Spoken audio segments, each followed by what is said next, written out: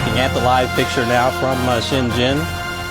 And Jonas, the skyline is pretty impressive, especially for a city that's only been in existence for 31 years. Shenzhen is not too far from Hong Kong, and those in the audience who have been to Hong Kong or are watching from there now know pretty much what the climate is like. Summertime, hot and humid. This will be an outdoor ceremony, and it'll be interesting to see the atmosphere is going to be like. It looks like a clear night, and they were expecting possibly rain tonight. Yeah, it looks like it's going to be a beautiful night. And Shenzhen, they call it China's newest metropolitan city, I believe is what it's referred to. And this is also a showcase for the city to open itself up to the world. A lot of people know Hong Kong, but just across the bay is Shenzhen. And it's going to be the host for the next 12 days of some great competition. Now, the Universiade is held every 2 years. Beijing hosted the Summer Universiade back in 2001. And the city of Harbin in China hosted the Winter Universiade in 2009. So there are winter games as well as summer games that are held every 2 years, each odd year, in fact. The next summer games will be in Kazan, Russia in 2013. And Jonas, the USA last saw a Summer Universiade in 1993 back in Buffalo, New York, and in Canada. Where was it? You got me, actually. I missed that note. Oh, it's in Edmonton. Was it Edmonton? It was in Edmonton in 1983. Oh. Well, before our time, certainly. Before my time.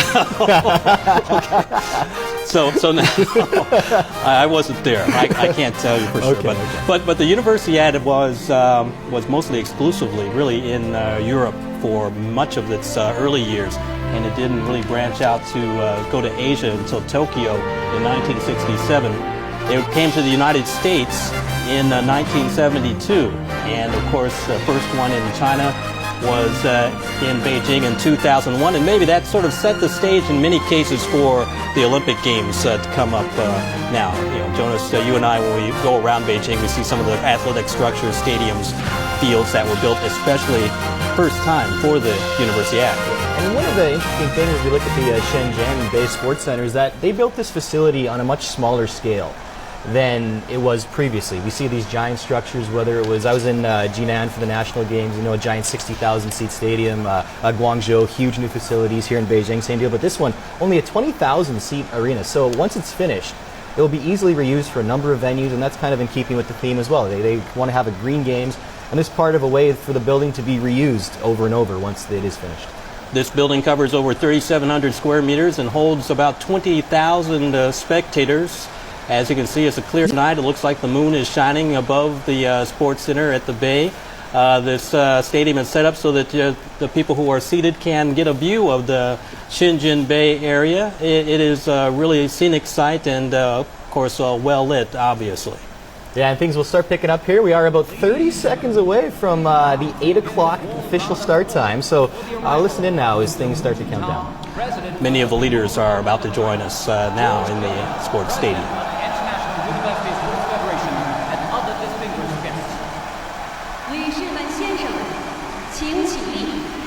And the announcements being given to the crowd in multi-languages, in English and in Chinese, and maybe also in French, perhaps. And it looks like it's a packed house, Jones. Right now they're introducing some of the dignitaries. The head of the International University Sports Federation, the FISU, is George Killian. The gentleman is 87 years old, and he's had a remarkable story. He's been the president for the past 12 years, but he will be stepping down after these games. Right there is Chinese President Hu Jintao making his official entrance as he will help open these games. And I think George Killian is the gentleman who is walking in behind him. But Hu Jintao, the president of China, will play a particularly special role, of course. One that he's familiar with, certainly, about opening the big sports events here in China.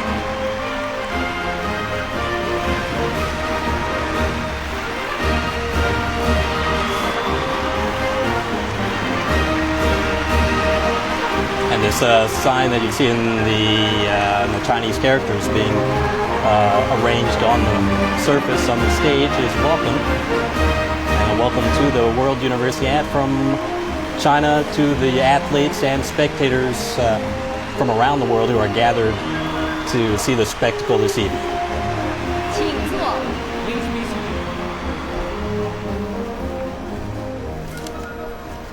Now we expect to see a floral tribute, I think, and also to continue the welcome. This is the big LED screen wall that we see in the background. That's the one we talked about earlier. That will be the centerpiece for all of the action that we're going to witness as the opening ceremonies continue. And it looks pretty spectacular already. Very well staged. There'll be a light show of the highway and what's described as 5 great buildings. And it'll end with the picture of the mascot. There it is, the Universiade mascot, the happy U, the capital letter U in English. And the U stands for University, Union, United, and Universe.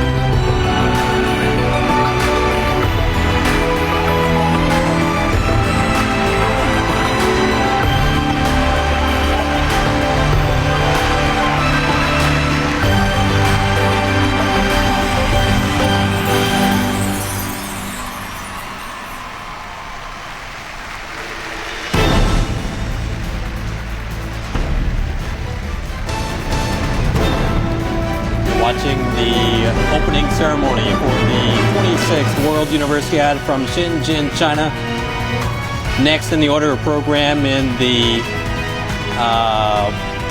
artistic performance, a theme song, performers from Russia, Serbia, and China performing fabulous in their own way.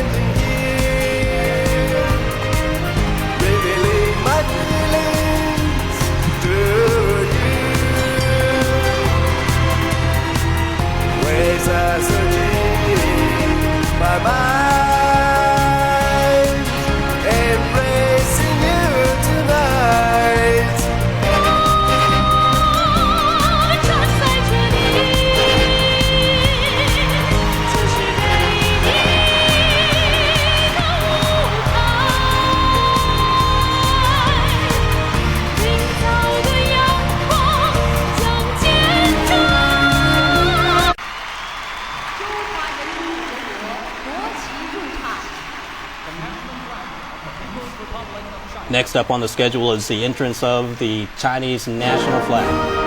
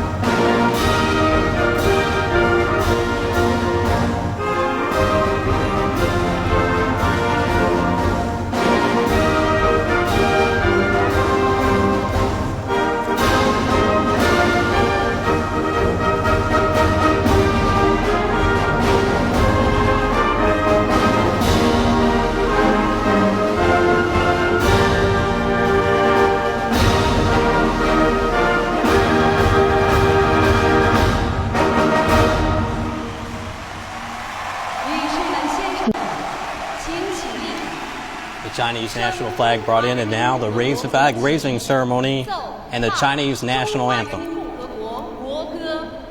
Ladies and gentlemen, please rise for the national flag and the national anthem of the People's Republic of China.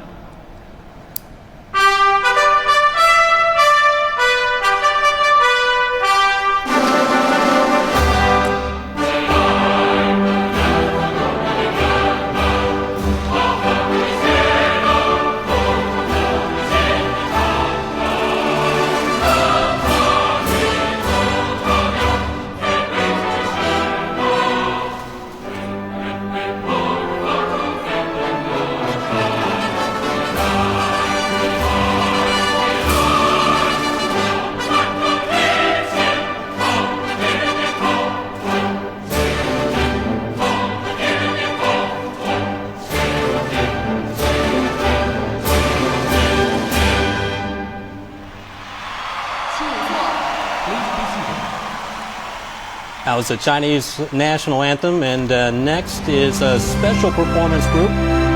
Once again, there's almost all student production. 90% of the performers in this opening ceremony are students. And this part of the program entitled Flowers Welcome the Universiade.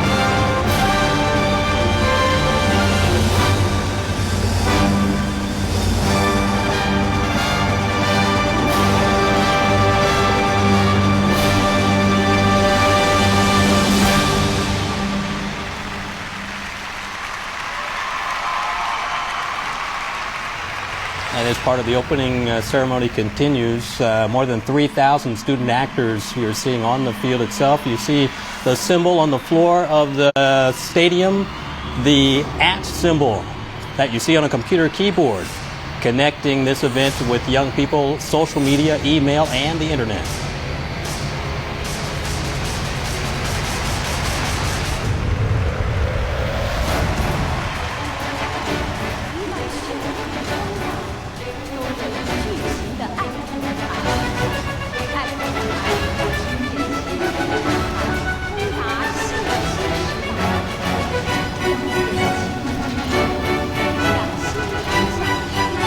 And next, for the first time, we will see the movement of the wall, the 100-meter tall, 26-meter wide LED wall, which is called the Gate of the World, and is the centerpiece for the opening ceremony. Notice this gate is going to play a big role as the evening goes on. Yeah, we'll see the athletes come in through that gate, and it will also be used for the lighting of the game flag when it comes in, and for the official oaths as well. So it will be a big part of what we see tonight.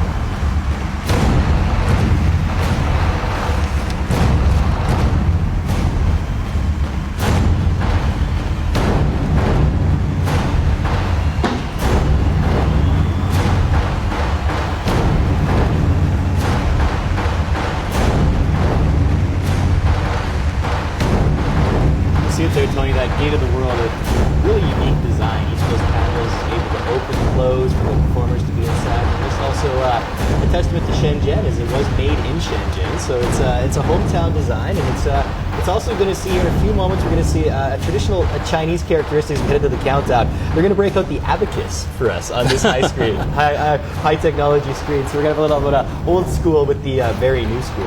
Yeah, a little bit of the old and a little bit of the new. Again, a terrific mix of the live performers and the technological wizardry that we saw during the Beijing Olympic Games, and it continues here with the World University Games in Shenzhen.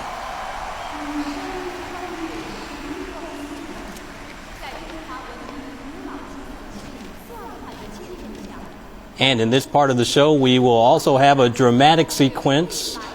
We understand it'll be a 32-second countdown to the start of the opening ceremony itself. This was something that began many years ago during the Olympic Games, and as you see, it's counting down to the beginning of the opening of the gate and the entrance of the athletes.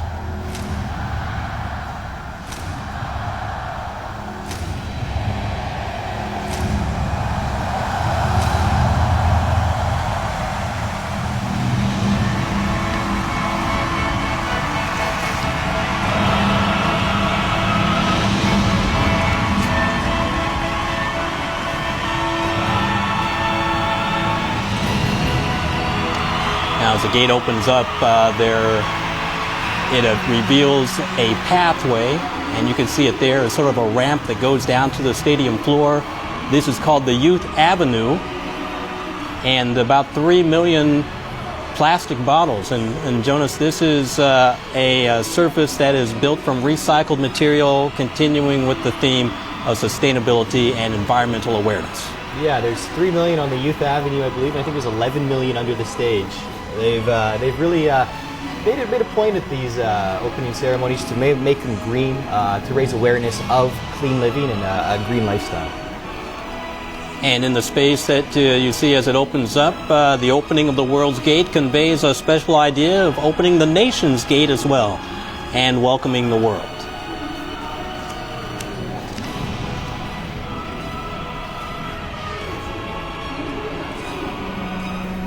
And again, you see the letter U in its various forms, the basic symbol of the Universiade in Shenzhen.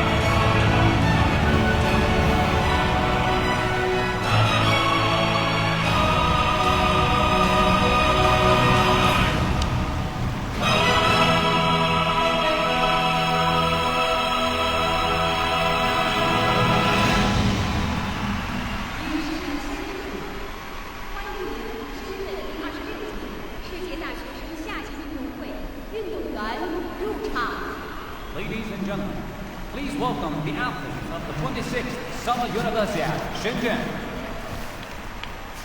All right, Jonas, now we're about to start with the entrance of the athletes. And again, they're the stars of this show, the 11-day show of the World University Games, the 26th Summer Universiade in Shenzhen. They're the ones who the spotlight will be on. We see Hu Jintao, the Chinese president, awaiting the arrival of the Chinese delegation, George Killian, as well, and the artistic performances, a backdrop to this moment as the athletes arrive. As we said earlier, though, this is supposed to be the least expensive of recent opening ceremonies. It looks like you're getting a lot of value for every single RMB that was spent. This is already spectacular, and we're just getting started. Yeah, if this is inexpensive, then yeah. Now there's a main stage that you'll see as the athletes will come down to the stadium floor.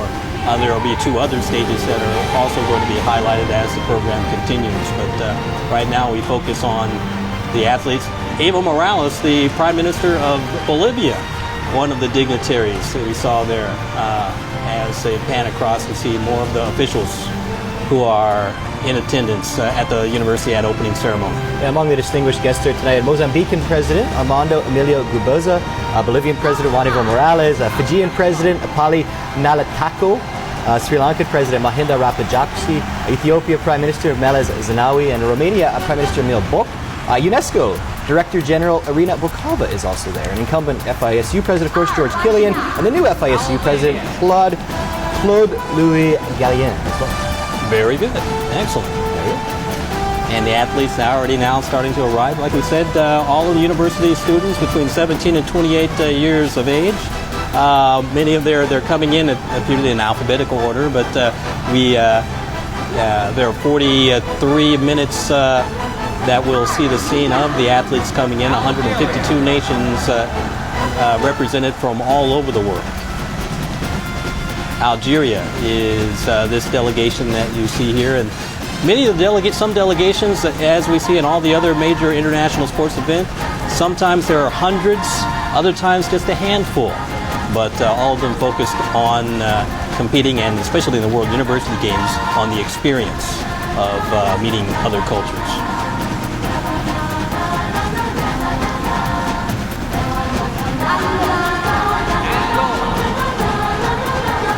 Angola, and Jonas, in Angola, of course, we saw their basketball team perform in the Stankovic Cup, and a little bit of a surprise, were surprise performers, I think, in the Stankovic Cup. Yeah, in China.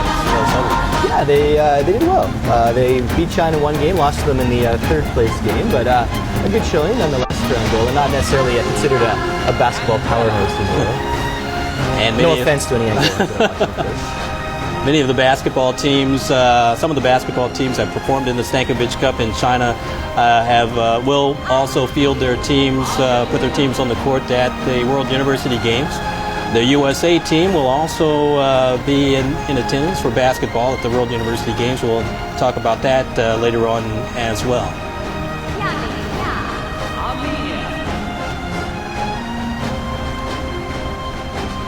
And this is Armenia coming in. Armenia, I think many times weightlifting has been a big sport for their athletes.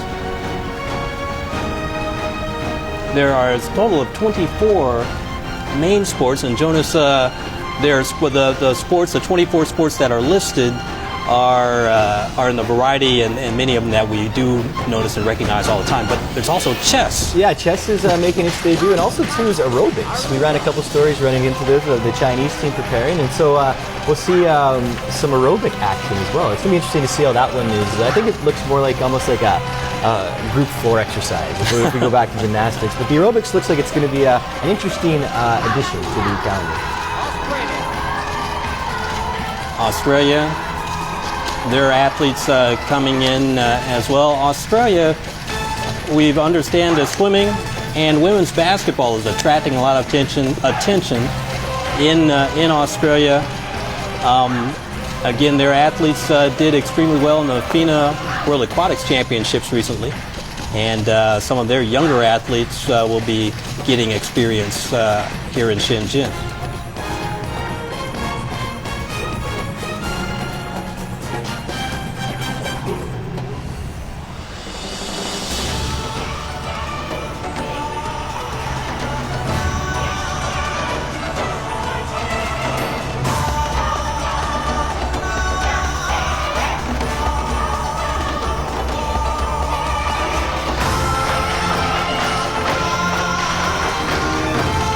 Look at the youth avenue and the athletes continuing to come in for the World University Games opening ceremonies.